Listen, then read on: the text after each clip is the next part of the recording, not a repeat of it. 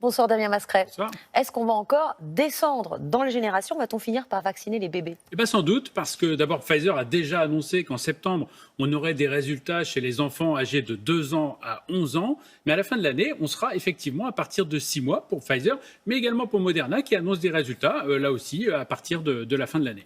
Et quel serait l'intérêt de vacciner les enfants de moins de 12 ans? Alors, il y a plusieurs intérêts. D'abord, il y a un intérêt pour l'enfant directement, parce qu'il peut éviter potentiellement une complication rare mais grave qu'on appelle le PIMS. C'est un syndrome inflammatoire qui touche plusieurs organes. Ça veut dire qu'on a de la fièvre, ça veut dire qu'on a des signes de gastro, ce sont aussi des cœurs qui s'accélèrent, et c'est un signe qui peut être grave.